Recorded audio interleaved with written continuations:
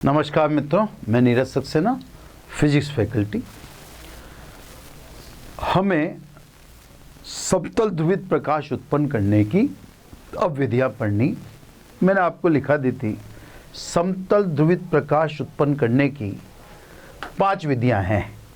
परावर्तन द्वारा, अपवर्तन द्वारा, द्विअपवर्तन द्वारा, द्विवर्णता द्वारा तथा प्रकीर्णन द्वारा, है ना। तो उसी क्रम में पहली विधि पढ़ेंगे अपन, नंबर 1, परावर्तन द्वारा। परावर्तन और अपवर्तन लगभग एक साथ ही चलते हैं।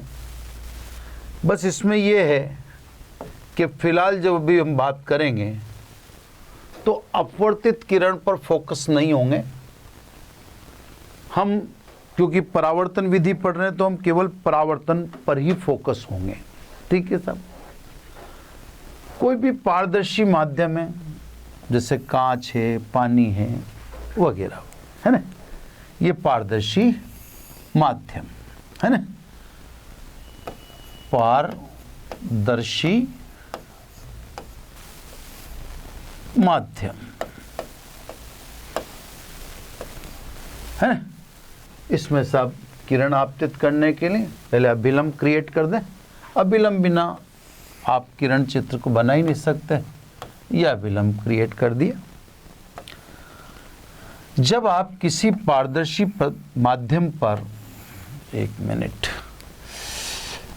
जब किसी पारदर्शी माध्यम पर हम प्रकाश को आपतित करते हैं, क्लियर, यह अध्रुवित प्रकाश आपतित किया, इसका सिंबल ये ऐसे अपन ने बता ही रखा है। अध्रुवित प्रकाश का सिंबल क्या है, क्लियर, ये अपन ने इससे पारदर्शी माध्यम पर आपतित कर दिया। ठीक है। तो परावर्तित किरण और अपवर्तित किरण आंशिक ध्रुवित होती है स्वतः, ये नेचुरली हो जाता है। इसमें कोई आपको प्रयोजन करने की आवश्यकता नहीं। जैसे मान लीजिए आप सन डायरेक्ट नहीं देख सकते, सूर्य को आप डायरेक्ट नहीं देख सकते, लेकिन सूर्य का जो प्रकाश है परावर्तित होकर जो आता है उसको आप देख सकते हो, है ना। जैसे दीवार पर आप धूप देख सकते हो, डायरेक्ट वो जो लाइट दीवार पर से आपके पास आ रही है वो तो आप देख सकते हो, लेकिन डायरेक्ट आप सूर्य की तरफ नहीं देख सकते। वह ध्रुवित प्रकाश है, चकाचौंध उत्पन्न करता है, लेकिन दीवार से रिफ्लेक्ट होने के बाद या किसी माध्यम से रिफ्लेक्ट होने के बाद आप उसको देख पा रहे हो। इसका मतलब उसकी प्रकृति में परिवर्तन तो हुआ है। यही बात मैं कह रहा हूँ कि सब कांच, पानी आदि पारदर्शी माध्यमों पर जब अध्रुवित प्रकाश आपतित होता है तो माध्यम द्वारा परावर्तित और अपवर्तित प्रकाश आंशिक ध्रुवित होता है। मैं अपवर्तित तो दिखा देता हूँ, क्योंकि अपवर्तित की तो अभी अपने को ज़्यादा बात करनी नहीं। आंशिक ध्रुवित में कोई पर्टिकुलर सिंबल तो नहीं है, लेकिन ऐसे कर देते हैं आंशिक ध्रुवित को। आंशिक ध्रुवित में दोनों तल बता देते हैं, है ना, ई के लंबवत वाला ही बता देते हैं और बोर्ड में बताते हैं। तो ये है साहब आंशिक अपवर्तित प्रकाश। अभी इसकी चर्चा ही नहीं करनी अपने को, अभी इसके बारे में कोई बात नहीं करनी, क्योंकि अभी अपन क्या पढ़ रहे हैं, परावर्तन द्वारा। वैसे दोनों एक साथ ही होते ही है, लेकिन फिलहाल अभी इसकी बात नहीं करते हैं। ये अपन ने आर लिख दिया, इसको तो आर लिख के छोड़ दिया। अभी परावर्तित नहीं बना रहा मैं। अब आओ साहब, वैज्ञानिक ब्रूस्टर हैं, है ना,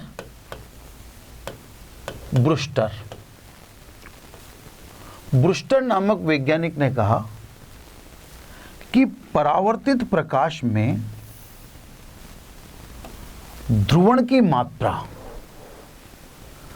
आपतन कोण पर निर्भर करती है। है ना। ये परावर्तित प्रकाश है।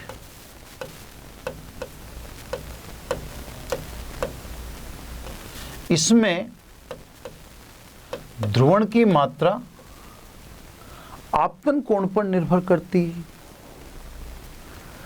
तथा आपतन कोण के एक निश्चित मान पर, जो अलग अलग माध्यम के लिए अलग अलग हुआ, आपतन कोण के एक निश्चित मान पर परावर्तित प्रकाश पूर्णतः समतल ध्रुवित हो जाता है। आपतन कोण के इस मान को जिस पर परावर्तित प्रकाश पूर्णतः समतल ध्रुवित हो जाता है उससे हम कहते हैं ध्रुवण कोण। ये कहलाता है ध्रुवण कोण, है ना, यानी आईपोलराइज, ये कहलाता है सब ध्रुवण कोण। ध्रुवण कोण का मान अलग अलग माध्यम के लिए अलग अलग होता है। दोबारा सुन ले सब। जब प्रकाश पारदर्शी माध्यम जल, कांच आदि पर आपतित किया जाता है तो परावर्तित व अपवर्तित प्रकाश आंशिक ध्रुवित होता है, दोनों, ये नेचुरली हो जाता है ना। वैज्ञानिक बूस्टर के अनुसार परावर्तित प्रकाश में ध्रुवण की मात्रा आपतन कोण पर निर्भर करती है तथा आपतन कोण के एक निश्चित मान पर, जो अलग अलग माध्यम के लिए अलग अलग होता है, आपतन कोण के एक निश्चित मान पर परावर्तित प्रकाश पूर्णतः समतल ध्रुवित हो जाता है। आपतन कोण के इस मान को, ये देखो कंपन तल दिखा दिया बोर्ड के तल के नंबर, आपतन कोण के इस मान को ध्रुवण कोण कहते हैं, है ना। आपतन कोण का ये मान ध्रुवण कोण कहलाता है। अलग अलग माध्यम के लिए ध्रुवण कोण का मान अलग अलग होता है। क्यों होता है सब? बूस्टर के नियम अनुसार, अब मैं जो लिख रहा हूँ वो लिख रहा हूँ बूस्टर का नियम। आप अगर एकेडमिक में हैं तो आप ध्यान रखें कि बूस्टर का नियम ध्रुवण में सबसे इम्पोर्टेंट टॉपिक में माना जाता है। क्लियर सब? बूस्टर के अनुसार ध्रुवण कोण आईपोलराइज यानी आईपी की स्पर्शज्या माध्यम के अपवर्तनांक के बराबर होती है, यानी 10 आईपी, एक मिनट है ना,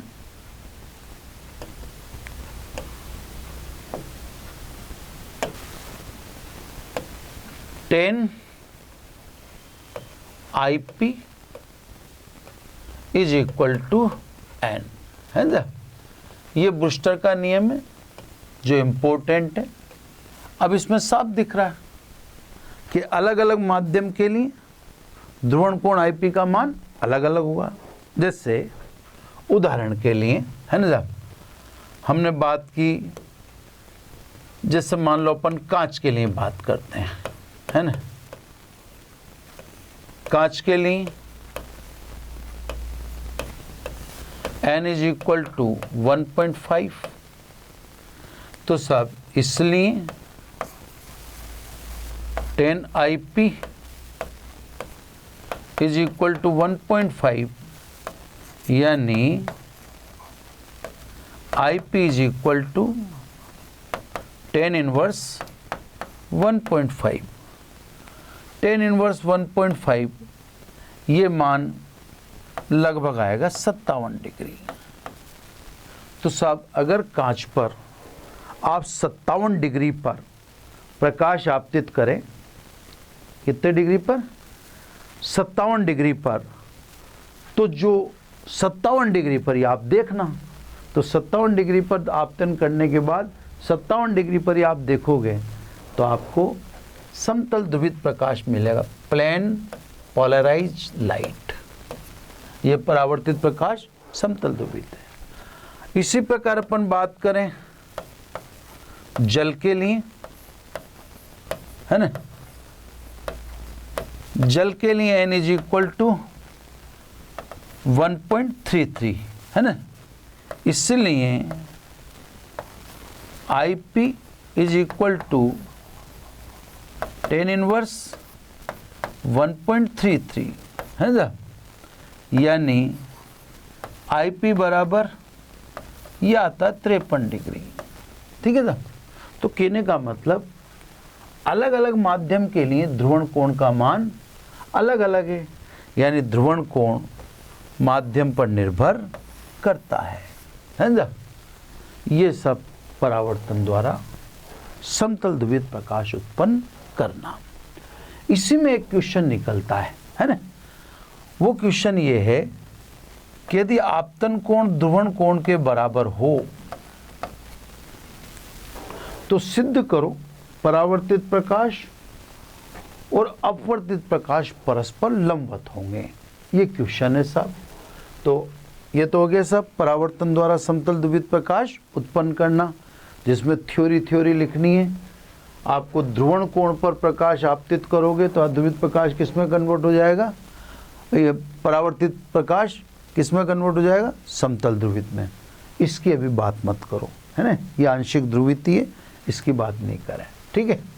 ध्रुवण की मात्रा किस पर निर्भर करती है, आपतन कोण पर, और ध्रुवण कोण पर यह परावर्तित प्रकाश पूर्णतः समतल ध्रुवित हो जाता है। चलो साहब इसको यहीं ख़त्म करें। अब आ जाएं एक क्वेश्चन पर। चलो स्पेस है मेरे पास, है ना। क्वेश्चन ये भी इसके साथ ही अटैच है, क्वेश्चन अलग से नहीं है ना। ये क्वेश्चन क्या है साहब, यदि आपतन कोण ध्रुवण कोण के बराबर हो तो सिद्ध करो कि परावर्तित प्रकाश और अपवर्तित प्रकाश परस्पर लंबवत होगा। चलो साहब इसको प्रूव करें। तो पहले ले लें हम चित्र से स्नेल का नियम, है ना। स्नेल के नियम से, यानी अपवर्तन का दूसरा नियम स्नेल के नियम से। आपतन कोण की ज्या यानी साइन आईपी, अपवर्तन कोण की ज्या यानी साइन आर। इसका अनुपात माध्यम के अपवर्तनांक के बराबर होता है। ठीक है साहब, स्नेल का नियम है, इसमें कोई दो राय नहीं है। अब दूसरा ले लो आप, ब्रूस्टर का नियम, है ना। यहाँ भी ब्रूस्टर है ना। ब्रूस्टर के नियम से, ठीक है। ब्रूस्टर के नियम से लिख रहा है आपके सामने 10 IP is equal to n। इसको अपन लिख दें sine IP upon cos IP is equal to n। ये इक्वेशन 2। दोनों माध्यम के अपवर्तनांक ये तो 1 इज इक्वल टू 2, तो सब 1 व 2 से, समीकरण 1 व 2 से लिखे तो n is equal to n ही होगा। दोनों एक ही माध्यम की बात कर रहे हैं, चाहे समीकरण 1 हो चाहे समीकरण 2। Sine IP upon sine R, और दूसरे में sine IP upon cos IP, है ना। अब सब साइन IP से साइन IP कैंसिल हो गया। अब क्या बचता है, sine R is equal to cos IP। Cos IP को अपन क्या लिख सकते हैं, साइन 90 माइनस IP लिख सकते हैं। इसी को मैं लिख दूं, बस मेरे को थोड़ी सी जगह चाहिए ना, या इसको ऐसे लिख दें sine R is equal to cos IP को लिख देता हूं मैं, सॉरी मेरे को, चलो अगली लाइन अगले पेपर पे ले चले, है ना। यहाँ पे बैठेगा नहीं अपना पूरा काम, तो अपन नेक्स्ट पेज पे इसको ले लेते हैं। 1 मिनट वहाँ से डिलीट करे, ये लो सब यहाँ से निकाल के 2 लाइन लिखनी है अपने को ना। साइन आर बराबर कोस IP, तो सब इसको यूँ लिख दें अपन साइन आर कोस IP को लिख दें अपन साइन 90 माइनस IP, है ना।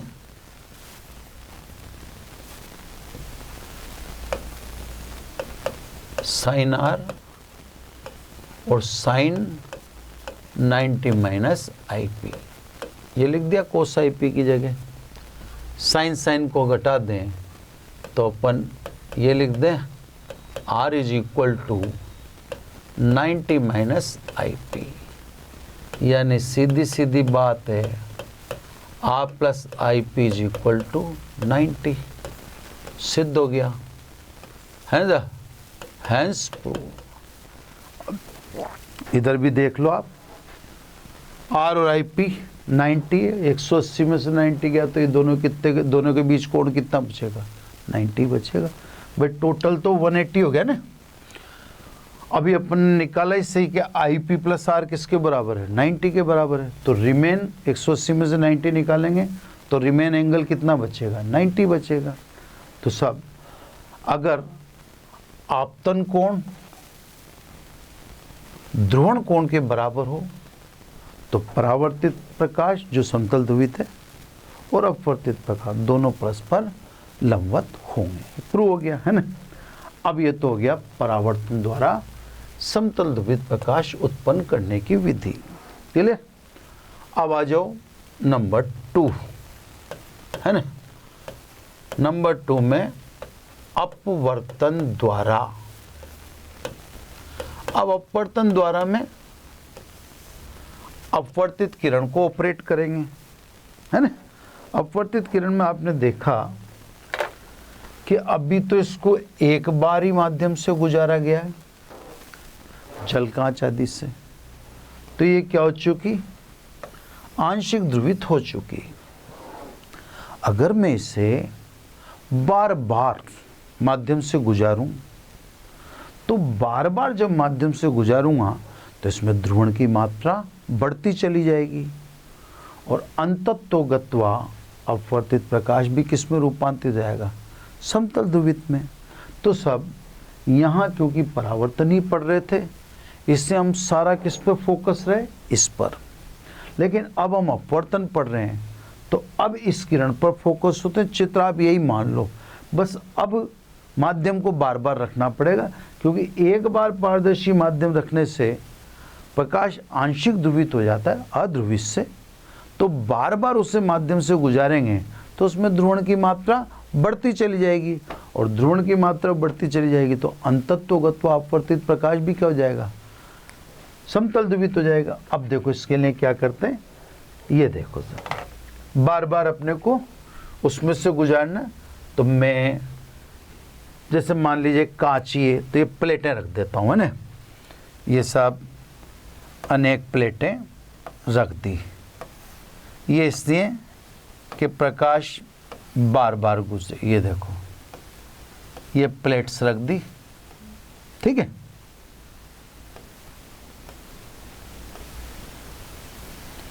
अब मैंने तो कुछ एक ही रखी है ना, आपको ज़्यादा रख सकते हो आप प्लेट्स से ना। ये तो अपन ने तो यहाँ पे दर्शाने के लिए कुछ एक प्लेट्स ही रखी, आप काफ़ी सारी प्लेट्स को रख सकते हो है ना। अपने को तो सिंबॉलिक बात करनी है थोड़ी सी, ये सब ऐसे खूब सारे प्लेटें रख दी। वही करना आपको जो भी आपने पहले किया है ना, ठीक है साहब। ये सभी प्लेटें आपने जमा दी। उद्देश्य वही है कि अपवर्तित प्रकाश बार बार माध्यम में से गुजरे। तो साहब अब मैं अध्रुवित प्रकाश को आपतित करता हूँ है ना, वाइट कलर से ले लेते हैं। ये अब देखो सब चीज़ अभिलंब देखें, प्लेट के लंब को अभिलंब कह दें तो ये प्लेट का लंब, ये तो अभिलंब। आपतन कोण तो किसके बराबर रखना पड़ेगा, ध्रुवण कोण के बराबर। ये आपतन कोण ध्रुवण कोण के बराबर। ये प्रकाश अध्रुवित है ना, थोड़ा चित्र बनाने में जान लगानी पड़ती है। ये ध्रुवण वाले पोर्शन में चित्र मुख्य है साहब, इसलिए यहाँ पर आप मेरे को चित्र थोड़ा सा कंफर्टेबली बनाने दें क्योंकि इसमें रोल ही सारा चित्र का है। तो साहब ये अध्रुवित प्रकाश है ना, लिखने की तो खैर आवश्यकता नहीं है लेकिन डेकोरेट करना अपना ही काम है। ये अध्रुवित प्रकाश। अब ये प्रकाश दो भागों में बढ़ जाएगा, एक आपतित, एक अपवर्तित किरण और एक परावर्तित किरण, ठीक है साहब। तो पहले अपवर्तन तो दिखा दूं मैं, ये अपवर्तित किरण को तो थोड़ा जिगजैग ले जाते हैं अपन, है ना, और ये बाहर निकल गई, ठीक है। अपवर्तन हो रहा है तो ये थोड़ा सा मोड़ते हुए अपन दिखा रहे हैं, क्लियर। ठवावी के एक बार गुजारने के बाद अपवर्तित किरण आंशिक ध्रुवित हो जाती है, तो अब की बार तुमने माध्यम से कई बार गुजार दिया, तो स्वाभाविक है इसमें जैसे जैसे माध्यम से गुजरती जाएगी ध्रुवण की मात्रा बढ़ती जाएगी, और ये भी अंतत्वगत्वा समतल ध्रुवित प्रकाश में रूपांतरित हो जाएगी। तो ये अपवर्तित प्रकाश, अपवर्तित प्रकाश, है ना। लेकिन अब ये किस में कन्वर्ट हो गया, प्लेन पोलराइज में, PPL, समतल ध्रुवित में कन्वर्ट हो गया। अब आप सोचें कि परावर्तन नहीं होगा, तो परावर्तन तो होगा, तो परावर्तित किरण को मैं अलग कलर दे देता हूँ, है ना। ये देखो सब, ये परावर्तित किरण हर तल से परावर्तित भी होती चली जाएगी, ये परावर्तित किरण, ठीक है ना। परावर्तित प्रकाश जब आपतन कोण ध्रुवण कोण के बराबर है, तो हम अच्छी तरह जानते हैं कि परावर्तित प्रकाश तो समतल ध्रुवित है ही, वो तो परावर्तन द्वारा पहले ही क्लियर कर दिया गया है कि अगर आपतन कोण ध्रुवण कोण के बराबर है तो परावर्तित प्रकाश समतल ध्रुवित होगा, है ना। तो ये परावर्तित प्रकाश समतल ध्रुवित होगा, तो ये वैसा का वैसा ही जो वहाँ था पिछले वाले टॉपिक में, ये परावर्तित प्रकाश। और इस समय ये परावर्तित प्रकाश भी क्या है, समतल ध्रुवित, PPL, ये भी समतल ध्रुवित है, और ये भी, दोनों के कंपन तल, इसका कंपन तल बोर्ड के तल के लंबवत है और इसका कंपन तल बोर्ड में है ना। ये पट्टिकाओं का समूह है, पट्टिकाओं के इस समूह को अपन बोलते हैं पट्टिका पुंज। तो सब सिंपल सी देखा जाए तो एक लाइन की थ्योरी है, एक लाइन की थ्योरी में यही है कि पारदर्शी माध्यम से गुजरने के पश्चात जब अपवर्तित किरण आंशिक ध्रुवित हो जाती है, तो यदि बार बार इसे माध्यम से गुजारा जाए तो निर्गत प्रकाश पूर्णतः समतल ध्रुवित हो जाएगा, है ना। इसलिए हमने पट्टिकाओं का समूह रख दिया, जैसे आपको चित्र में दिखा रखा है, जिसे हम पट्टिका पुंज कह रहे हैं। तो बार बार ये अपवर्तित होती है और अंत में ये भी किस में रूपांतरित हो जाती है, समतल ध्रुवित में रूपांतरित, जैसे ही दिख रहा है, क्लियर साहब। तो ये अपवर्तन द्वारा समतल ध्रुवित प्रकाश उत्पन्न करने की विधि, है ना साहब। ये दो विधियां होगी साहब, है ना। अब अपना तीसरी विधि पे आएंगे, अगला पेज ले लेते हैं। ये पेज अब अपने को कम पड़ेगा, है ना। अब आ जाए साहब तीसरा मेथड, है ना, 1 और 2, उनमें ये भी नाम डाल रहे, क्या डाल रहे हैं अपन, 1, 2, है ना। समतल ध्रुवित प्रकाश करने की, उत्पन्न करने की तीसरी विधि, इसको कहते हैं द्वि अपवर्तन द्वारा। अब द्वि अपवर्तन द्वारा में पहले आपको द्वि अपवर्तन समझाना पड़ेगा, क्योंकि द्वि अपवर्तन जैसी टर्म शायद आपने पहले सुनी भी नहीं होगी और इसका कभी आपने यूज भी नहीं किया होगा। तो अब पहले ये क्लियर करना रहेगा कि द्वि अपवर्तन आखिर है क्या, है ना साहब। फिर उसके बाद आगे की बात करेंगे, है ना। अब पहले द्वि अपवर्तन समझाते हैं। कुछ क्रिस्टल हैं, जैसे टूरमेलिन है, कैल्साइट है, ये कुछ ऐसे क्रिस्टल हैं कि जिन पर आपतित प्रकाश अपवर्तन के बाद दो भागों में विभाजित हो जाता है। दोबारा सुने, कुछ क्रिस्टल जैसे टूरमेलिन, कैल्साइट आदि पर आपतित प्रकाश किरण अपवर्तन के पश्चात दो भागों में विभाजित हो जाती है, अर्थात इन क्रिस्टलों में से या इन क्रिस्टलों में दो अपवर्तित किरणें दिखाई देती हैं। इस घटना को द्वि अपवर्तन कहते हैं, है ना। तथा जो क्रिस्टल ऐसा करते हैं उन्हें हम द्वि अपवर्तक बोलते हैं, है ना। अब सब जो दो किरणें अपने को दिख रही हैं उनके बारे में सुनो। ये जो किरणें हैं जो हमें अपवर्तन के बाद दो दिखाई दे रही हैं, इनमें दोनों की दोनों ही समतल ध्रुवित होती हैं, दोनों ही, लेकिन दोनों का कंपन तल परस्पर लंबवत होता है। जैसे आप यहाँ देख रहे हो, ये दोनों ही समतल ध्रुवित है, लेकिन दोनों का कंपन तल लंबवत, इसका बोर्ड के तल के लंबवत, इसका बोर्ड में। तो जैसे यहाँ भी दोनों के कंपन तल परस्पर लंबवत हैं। इसके अलावा एक किरण इनमें ऐसी होती है, दो अपवर्तित किरणों में से, जो अपवर्तन के नियम का पालन करती है। जो अपवर्तन के नियम का पालन करती है उससे हम हिंदी में कहेंगे साधारण किरण, अंग्रेजी में उससे कहते हैं ऑर्डिनरी किरण, और ऑर्डिनरी किरण के नाम से हम उसको बोल देते हैं ओ किरण। तो साहब ये तो अपवर्तन के नियम का पालन करती है। जो दूसरी अपवर्तित किरण आपको दिखाई दे रही है, दूसरी अपवर्तित किरण अपवर्तन के नियम का पालन नहीं करती है। इसे हम कहते हैं, दूसरी वाली को असाधारण किरण। अंग्रेजी में बोलें तो एक्स्ट्रा ऑर्डिनरी किरण, और उसको हम लिखते हैं एक्स्ट्रा ऑर्डिनरी के नाम पर ई किरण। क्लियर साहब?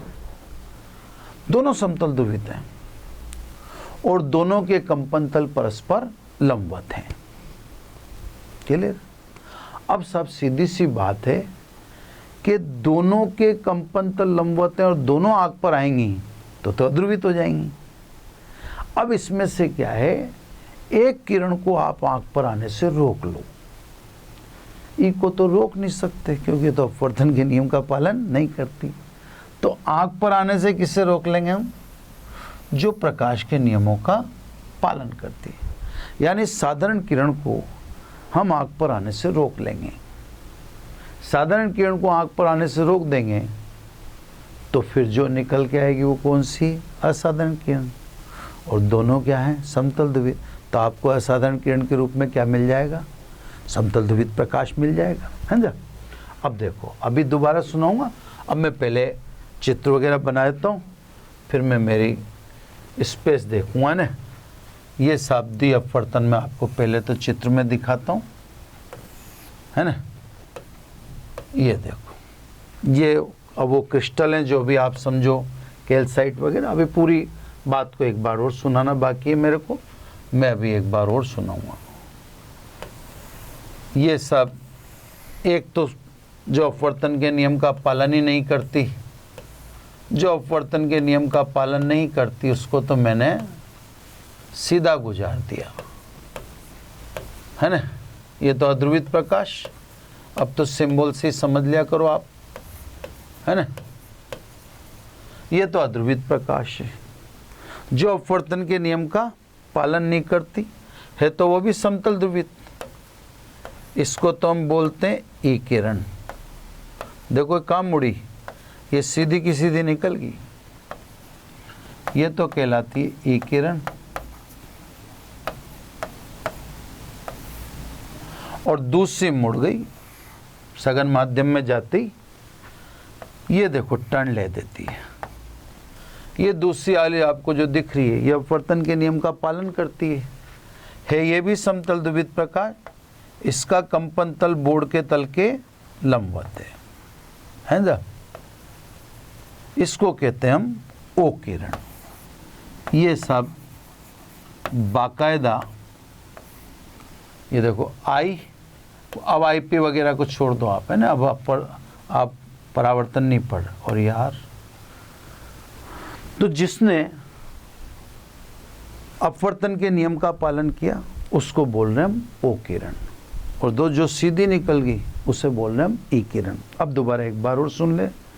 कुछ प्रकाशिक युक्तियां जैसे टूरमेलिन, कैल्साइट आदि पर आपतित प्रकाश अपवर्तित होकर दो भागों में विभाजित हो जाता है, अर्थात इन क्रिस्टलों में दो अपवर्तित किरणें दिखाई देती हैं।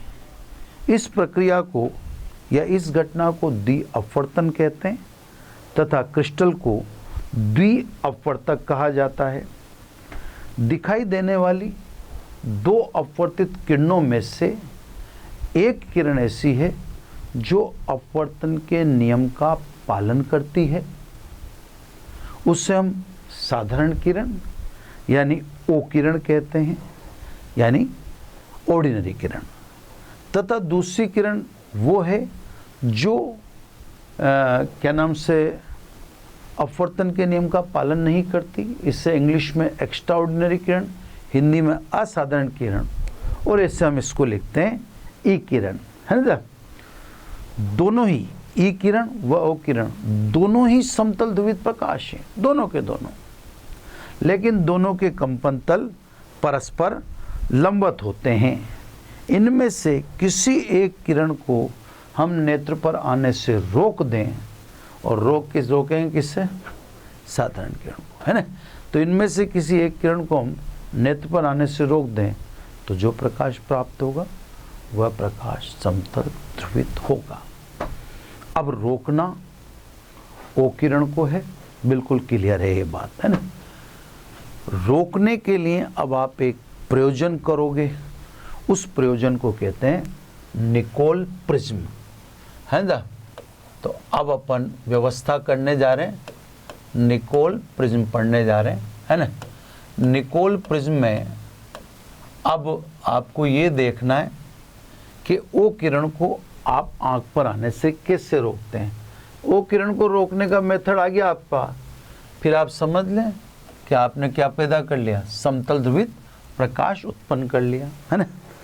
अब तो शायद ये हटा टू दिए सिलेबस में, पर सिलेबस का क्या है, कोई भरोसा नहीं है, कभी कौन सी चीज़ में ऐड कर देते हैं, कौन सी हटा देते हैं। ये एक अच्छी चीज़ थी, वैसे लगाने में कोई ज़रूरी मतलब दिक्कत नहीं थी, है ना। निकोल प्रिज्म कैल्शियम कार्बोनेट, है ना, CaCO3 का एक टुकड़ा है ना, यानी इसको ही कहते हैं एक विशेष प्रकार का प्रिज्म है ये, जो कैल्शियम कार्बोनेट से बना अभी टुकड़ा। अब इसको क्या करते हैं, इसका आविष्कार वैज्ञानिक निकोल ने किया है, इससे इसका नाम निकोल प्रिज्म है, ठीक है। अब इससे सब क्या करते हैं, पहले तो ऐसा टुकड़ा या निकोल प्रिज्म बनाने के लिए कैल्साइट का ऐसा टुकड़ा लेते हैं जिसकी लंबाई चौड़ाई की 3 गुनी हो। अब ध्यान से समझना था, ये चित्री थोड़ा सा महत्व, इसकी लंबाई चौड़ाई की 3 गुनी। अब वो सारा प्रयोजन किसके लिए कर रहे हैं अपन, ये ओ किरण को आंख पर आने से रोकने के लिए, सारा इंतजाम उसके लिए कर रहे हैं, पर तरीके से, है ना। तो सब निकोल प्रिज्म बनाने के लिए कैल्साइट यानी कैल्शियम कार्बोनेट का ऐसा टुकड़ा लेते हैं जिसकी लंबाई चौड़ाई की 3 गुना हो। अब इस टुकड़े के फलकों को घिसना है, इतना घिसना है कि एक फलक या एक तरफ कोण 68 डिग्री रह जाए और एक तरफ 112। अब देखो कैसे करते हैं, तो मैं स्पेस के अकॉर्डिंग करने की तो यही कोशिश करूँगा। ये देखो यहीं पर, चलो मेरे पास स्पेस दिख रही है मुझे ना, ये देखो, चलो हो जाएगा। ये सब लंबाई चौड़ाई की 3 गुना होगी, है ना। अब इसे घिसना है, तो देखो थोड़ा सा ऊपर वाली लाइन को थोड़ा पीछे करना पड़ेगा मुझे, है ना। घिसना है मुझे, मैं आपको सब चीज़ें समझा दूँ, इसमें चित्र का ही कमाल है साहब, है ना। ये घिसना है, उधर मेरे को मिटाना पड़ेगा क्या, यहाँ ले लूँ, थोड़ा ऊपर ले लेता हूँ सब, है ना। ऊपर मेरे पास स्पेस भी है, मेरा काम हो जाएगा ऊपर। तो यहाँ ले लेता हूँ मैं, यहाँ मुझे दिख रहा है कि काम हो जाएगा। लंबाई चौड़ाई की 3 गुना, ठीक है, लगभग आपको दिख रही होगी। अब इसके ये अपने को ये ऐसे घिसने, ये फलक। अब अभी पूर्व स्थिति भी बता दूंगा मैं आपको कि साहब कैसे, कहाँ थी, क्या स्थिति थी और आपने क्या करा घिस कर, है ना। है ये 3 डायमेंशनल, पर अब आपको इससे चित्र में दिखाया जाएगा। अब आपने ये ऐसा रहा था, ये इस तरह का, है ना, ये इस तरह का रहा था। आपने घिसकर, अरे यार इसमें यही चक्कर है साला, है ना। 1 मिनट,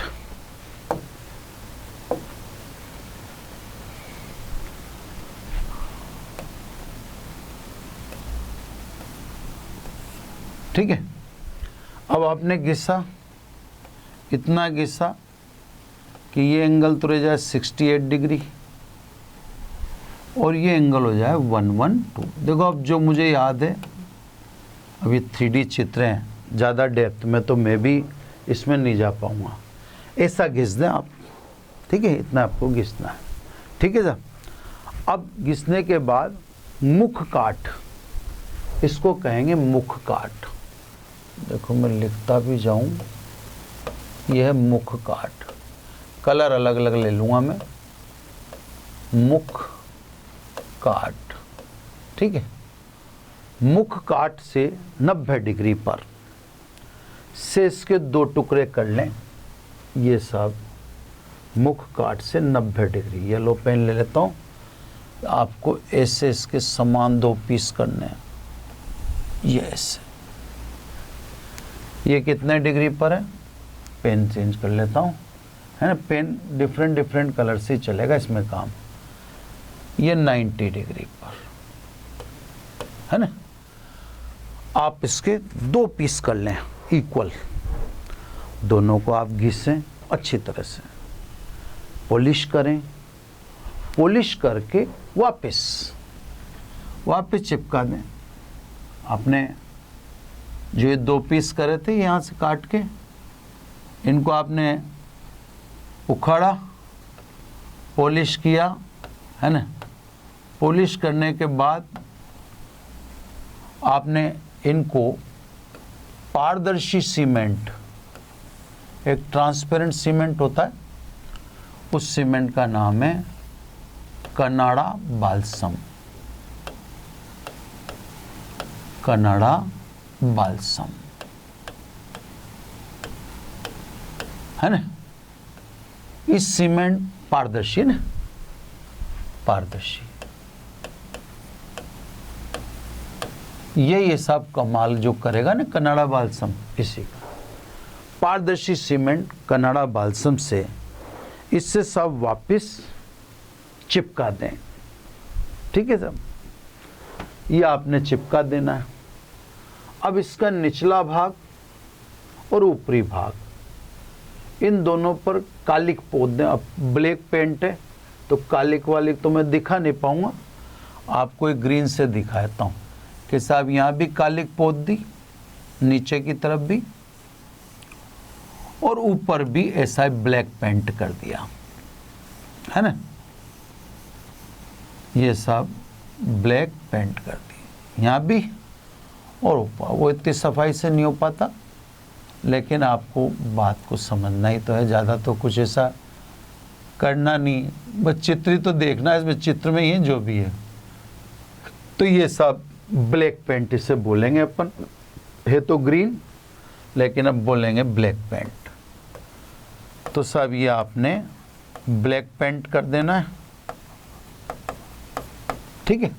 ये कालिक पोतने, ये आपका जो तैयार हुआ इसे कहते हैं निकोल प्रिज्म, ठीक है ना।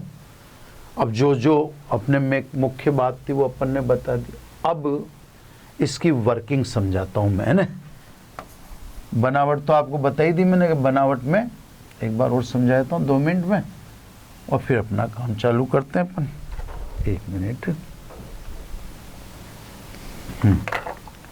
तो एक फेस तो था बनावट का, बनावट पहले सुनाता हूँ। निकोल प्रिज्म बनाने के लिए कैल्शियम कार्बाइड मतलब कैल्साइट का ऐसा टुकड़ा लें जिसकी लंबाई चौड़ाई की 3 गुनी हो। इसके फलकों को इतना घिस दें कि एक फलक 61 डिग्री रह जाए और दूसरा फलक 112 डिग्री, है ना। इतना इसकी घिसाई कर दें। मतलब पहले जैसे वाइट जहाँ लगाया ना मैंने, पहले ऐसा रहा होगा, फिर आपने घिस के ये पोजीशन इसकी बना दी। मुख काट से 90 डिग्री पर इसके समान 2 भाग कर लें, जैसे मैंने करके दिखाया। समान 2 भाग करने के बाद इन दोनों भागों को पॉलिश करें अच्छा सा।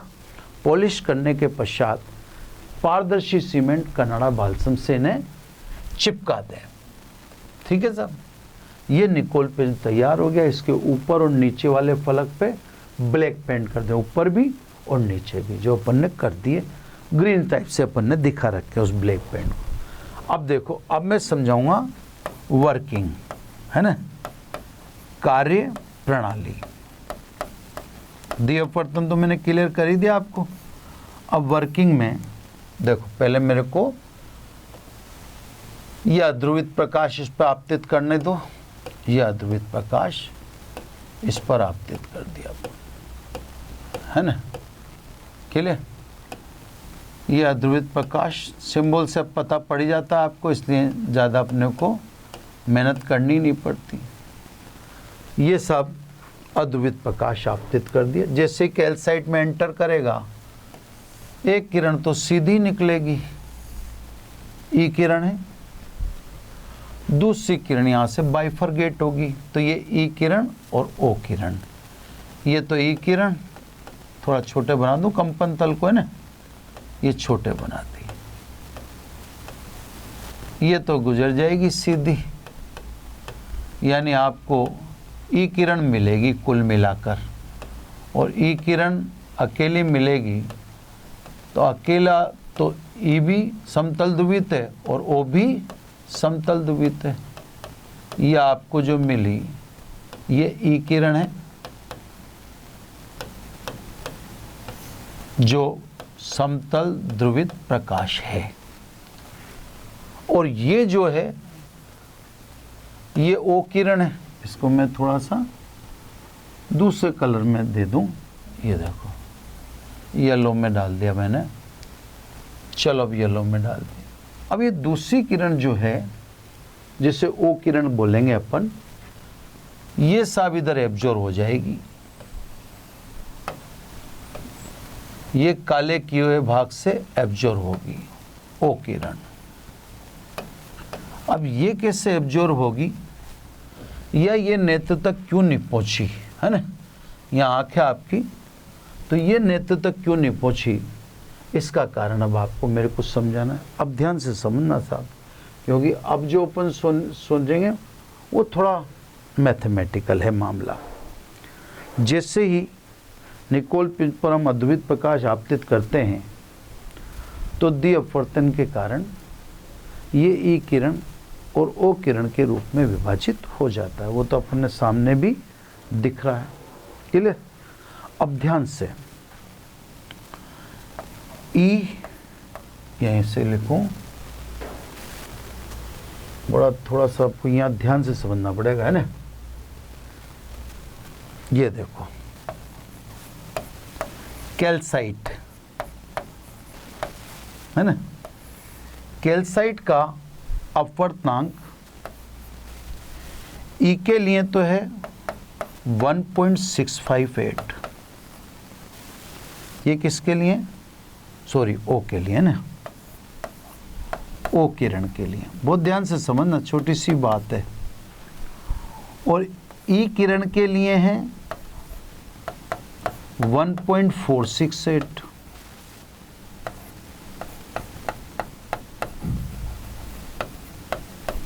है ना। तो कहने का मतलब ओ किरण के लिए तो 1.658 और ई किरण के लिए 1.468 कैल्साइट का। इसका मतलब ये हुआ कि ओ किरण के लिए, अभी एक मिनट रुको, तथा कनाडा बाल्सम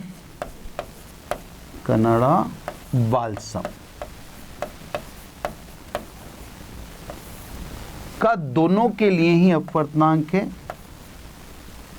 ये नीचे लिख देता हूं इधर ना, इस बात को ही समझना, बचती सी बात ये काम की ना। कनाडा बाल्सम का अपवर्तनांक दोनों के लिए 1.55 है, दोनों के लिए ये 1.55 है। अब ध्यान से समझो, ओ किरण कैल्साइट से कनाडा बाल्सम में जा रही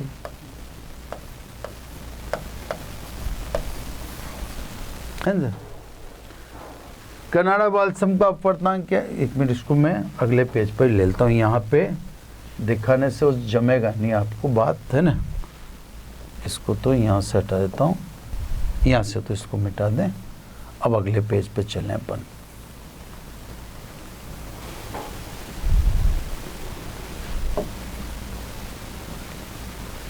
लेता नहीं तो एक बार नहीं लेता तो नहीं लेता ही, ये अब ले लेगा।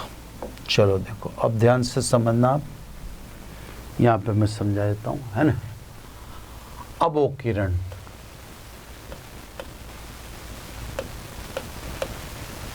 ओ किरण कैल्साइट से किस में जा रही है, कनाडा बाल्सम पे जा रही है, कनाडा बाल्सम पर, ठीक है। ई किरण की बात करें, हालांकि ई किरण की तो बात करना ही बेकार है। ई किरण ये भी कैल्साइट से कनाडा बाल्सम ही जा रही है। अब ध्यान से सोचो, हालांकि ई किरण की मेरे को बात नहीं करनी चाहिए, लेकिन अब क्योंकि बात चल रही है तो बात करनी पड़ेगी। ई किरण के लिए कैल्साइट का अपवर्तनांक है 1.468 और कनाडा बाल्सम का अपवर्तनांक है 1.55, है जा। इसका मतलब ये हुआ कि ई किरण तो विरल से सघन में जा रही है। ई किरण तो भाई कैल्साइट का अपवर्तनांक कम है, और जिसका अपवर्तनांक कम है वहाँ प्रकाश की चाल अधिक है, क्योंकि हम जानते हैं n is proportional to 1/c, और जब प्रकाश की चाल अधिक है तो वो माध्यम विरल माध्यम कहलाएगा। तो ई किरण तो विरल से सघन में जा रही है। खैर वो तो अपवर्तन के नियम का पालन भी नहीं करती, इसलिए उस पर अपन स्ट्रेस भी नहीं दे रहे, उस पर ज़्यादा अपन जोर भी नहीं देना चाहते। लेकिन अब ऊपर की तरफ आओ, कैल्साइट का अपवर्तनांक ओ किरण के लिए कितना है, 1.658, यही लिखा ना मैंने, 1.658 लिख रखा हुआ, ये देखो 1.658, थोड़ा बहुत ऊपर नीचे हो तो देख लेना, लेकिन यही है। और कनाडा बाल्सम का अपवर्तनांक कितना है, 1.55। अब इन दोनों में किसका अपवर्तनांक ज़्यादा है? ओ किरण के लिए स्वाभाविक के कैल्साइट का अपवर्तनांक ज़्यादा है। तो कैल्साइट ओ किरण के लिए कौन सा माध्यम है? सघन माध्यम है। और कनाडा बाल्सम का अपवर्तनांक कम है, तो कनाडा बाल्सम कौन सा? विरल माध्यम। तो अगर आप देखें तो ओ किरण सघन से विरल जा रही है, सघन से विरल जा रही है। पूर्ण आंतरिक परावर्तन की शर्तों में से दो में से एक शर्त तो पूरी होगी कि किरण को कहां से कहां जाना चाहिए? सघन से विरल। चलो सब, अब दूसरी शर्त है कि आपतन कोण का मान क्रांतिक कोण से अधिक होना चाहिए। तो हमने लंबाई चौड़ाई की 3 गुना रखी है। लंबाई चौड़ाई की 3 गुना इसलिए रखी है कि ये जो किरण आपतित हो, है ना, ये क्रांतिक कोण से अधिक कोण पर आपतित हो, थोड़ा ही अधिक हो बोले, इसीलिए तो हमने लंबाई चौड़ाई की 3 गुना ली। क्योंकि अगर इसको जितना बढ़ाएंगे, जैसे मान लो मैं 4 गुना कर लूँगा, तो ये अभिलंब से कोण और बढ़ जाएगा। लेकिन अपने को तो पूर्णांतिक परावर्तन में भाई आपतन कोण से क्रांतिक कोण से थोड़ा ही अधिक होना चाहिए। अपने को बहुत अधिक होने की क्या जरूरत है? अगर तो 0.1 डिग्री भी अधिक होगा तो पूर्णांतिक परावर्तन हो जाएगा। तो अपन ज़्यादा दिमाग ही क्यों लगाएं? तो हमने इसीलिए लंबाई चौड़ाई की 3 गुना ली है कि सब आपतन कोण जो हो, एक मिनट, तीर गलत बना के अच्छा सही नहीं लगेगा, है ना, ये जो सिंबल है ना तीर के, ये ठीक नहीं लगा। तो सब मैंने पहले यहाँ पर लंबाई चौड़ाई की 3 गुना है, तो आपतन कोण क्रांतिक कोण से अधिक है, और आपतन कोण क्रांतिक कोण से अधिक है तो स्वाभाविक है ओ किरण पूर्णांतिक परावर्तन के दोनों कंडीशन का पालन करती है। इसका मतलब ओ किरण का पूर्णांतिक परावर्तन हो जाएगा। फिर ओ किरण काले किए गए भाग से अवशोषित हो जाती है। अब उन्हें दिखा रखी, बाकी ये एब्जॉर्ब हो जाती है और निर्गत किरण के रूप में ई किरण बाहर निकल के आती है, जो पूर्णतः समतल ध्रुवित प्रकाश है। तो साहब ये निकोल प्रिज्म है। निकोल प्रिज्म में बड़ा टेक्निकली, या यूँ कहते हैं इसको टेक्निकली कहेंगे कि साहब टेक्निकली आपने ओ किरण को नेत्र पर आने से रोक दिया, और उसी को रोक सकते थे जो अपवर्तन के नियम का पालन करती है ना। असाधारण किरण के लिए तो जैसे मैंने लिख भी दिया, तो इस पर चर्चा भी उचित नहीं है, लिखने का भी कोई औचित्य नहीं है, पर वाह लिख दिया मैंने। तो साहब ओ किरण पूर्ण आंतरिक परावर्तन के नियम का पालन करती है, इसका हो जाता है पूर्ण आंतरिक परावर्तन। पूर्ण आंतरिक परावर्तन, तो ये तो आपके नेत्र पर आने से हट गई, और निर्गत किरण के रूप में एक किरण मिली है जो पूर्णतः समतल ध्रुवित है। तो साहब परावर्तन द्वारा अध्रुवित प्रकाश को समतल ध्रुवित में चेंज करना सिंपल, बिल्कुल थ्योरेटिकल है ना, नथिंग स्पेशल, ये आपने देखा। ठीक है, 2-5 मिनट रिवीजन देख लेता हूँ। ये परावर्तन द्वारा, इसमें ब्रूस्टर का नियम इम्पोर्टेंट है। ध्रुवण कोण की स्पर्शज्या माध्यम के अपवर्तनांक के बराबर होती है। ये तो एक क्वेश्चन था कि आपतन कोण ध्रुवण कोण के बराबर हो तो सिद्ध करो परावर्तित और अपवर्तित प्रकाश परस्पर लंबवत होंगे। क्लियर? तो सब ये तो एक सिंपल सी बात। अब क्या नाम से इसमें आपने देख लिया, इसमें केवल हमने इसी को ऑपरेट किया। अगर यहीं पे देखते तो मैं यही माध्यम हृदय खूब सारी पट्टियाँ लगा देता। तो अगर वास्तव में बुक भी क्या है कि स्पेंड करवाती है, उसको जान करके एक्सपांड करती है, स्पेंड नहीं सॉरी एक्सपांड कर देती है, वरना परावर्तन और अपवर्तन एक साथ रखे जा सकते थे। अभी इसी चित्र में जैसे मान लो मैं दोनों को एक साथ बनाऊं, देखो भी मैं बना के दिखाता हूँ आपको, है ना, 2 मिनट में। ये सब इस इधर आ जाओ, ये देखो, अब मैं दोनों को एक साथ बना के दिखाऊं तो देखना आप ध्यान से। ये है ना, ये आपतित अध्रुवित प्रकाश, ये परावर्तित, ये पीपीएल है ना, परावर्तित है ना, ये अध्रुवित प्रकाश। तो दोनों को एट ए टाइम, मतलब ये मेरा अपना निजी विचार है। अब कुछ परेशानियां रही हों तो वो अब मेरे सामने आए तो मैं उन पर डिस्कस करूं, है ना। ये आपतन कोण ध्रुवण कोण के बराबर है ना, ये ध्रुवण कोण के बराबर, तो I बराबर R, तो ये समतल ध्रुवित हो गया। ठीक है, अब अपने को क्या करना चाहिए था या इनको क्या करना चाहिए था वो मैं आपको समझाता हूँ। इनको क्या है, यहीं पर लेयर बना के दिखा देनी चाहिए थी। ये यहीं पे सब पट्टिका पुंज दिखा देते।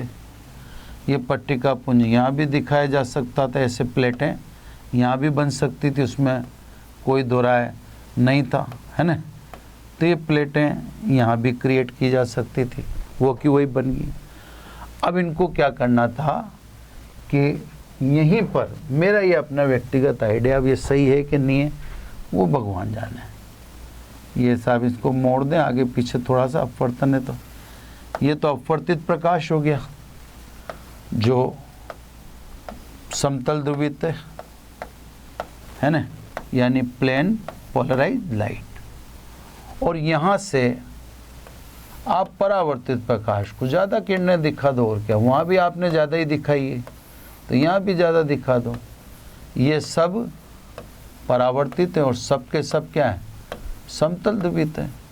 तो कहने का मतलब परावर्तन और अपवर्तन को दो फेज में करने के बजाय हम एक फेज में ही कर सकते थे। ये पट्टिका पुंज बनी गया, यहाँ पर ये पट्टिका पुंजी है, पट्टिकाओं के समूह को ही पट्टिका पुंज कहते हैं। तो ये पट्टिका पुंज बन गया। तो कहने का मेरा मतलब है ये कि सब परावर्तन और अपवर्तन दो अलग अलग फेज नहीं है, एक ही फेज में देख लो आप। ये अपवर्तित किरण और ये दोनों, ये चित्र भी यही कहता है, बस इसमें चित्र में आड़ा कर दिया, इसमें ऐसा करने की जरूरत नहीं पड़ी। ठीक है ना, तो आप ये भी चित्र समझ सकते हो। अब नेक्स्ट में तो फिर द्वि अपवर्तन एक्सप्लेन कर ही दिया आपको, बिल्कुल क्लियर है। ये द्वि अपवर्तन का उदाहरण बता दिया है ना। तो अब द्विवर्णता और परकीर्णन, बस ये बचता है। तो अब द्विवर्णता को और परकीर्णन को अगले एपिसोड में डिस्कस कर लेंगे, और कुछ न्यूमेरिकल होंगे तो वो भी कर लेंगे, क्योंकि द्विवर्णता भी बड़ा फेज नहीं है, तो फिर उसमें न्यूमेरिकल भी अपने को देख लेंगे, बुक में होंगे तो बुक वाले डाल लेंगे। बस आज इतना ही, फिर बाकी अपन कल देखते हैं ना। Thank you very much. आशा करता हूं हमारे टॉप एजुकेटर का यह लेक्चर आपको पसंद आया होगा। अगर पसंद आया है तो वीडियो को लाइक करिए, चैनल को सब्सक्राइब करिए और शेयर भी करिए, क्योंकि ज्ञान बांटने से बढ़ता है और सही बताऊं तो पुण्य भी मिलता है। मुझे सुनने के लिए बहुत बहुत धन्यवाद। Thank you.